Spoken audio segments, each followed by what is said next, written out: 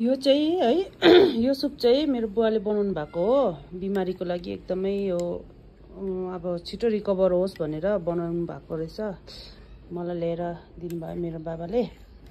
अब यस्तो खाएपछि किन नमोटाउँछ है साथी, जति नै अपरेसन गरे पनि जे गरे पनि यस्तो सधैँ डेली अपरेसन गरेको 2-3 दिनदेखि त डेली मासु मात्रै खाइरहेको छु।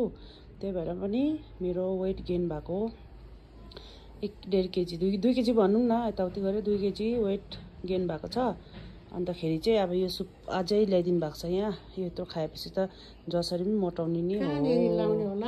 यसरी मासु र गाजर मुला हालेर बनाएको सुप खाएर किन नमोटाउँछ है, मोटाइहाल्छ। त्यही भएर बिचरा बाबाले छिटो जाती होस् भनेर ल्याइदिएको। दामी, भेरी टेस्टी। मेरो बाबाले हतपत खाना बनाउनु हुँदैन, तर म यहाँ बिमारी भएकोदेखि चाहिँ अब मम्मी हुनुहुन्न नि त यहाँ, अनि त्यही भएर चाहिँ बाबाले नै बनाउनु हुँदैछ। बाबाले, मामा माइजूले, मेरो फुपू दिदी हुनुहुन्छ, उहाँ फुपू दिदीले मलाई एकदम नक्कली बनाइदिएर है, केसहरू बाँधिदिएर टिका लगाइदिएर राम्रो बनाइदिनु भएको छ। अन्त बाबाले चाहिँ सुप बनाएर ल्याइदिनु भएको थियो, तातो तातो खानु भनेर।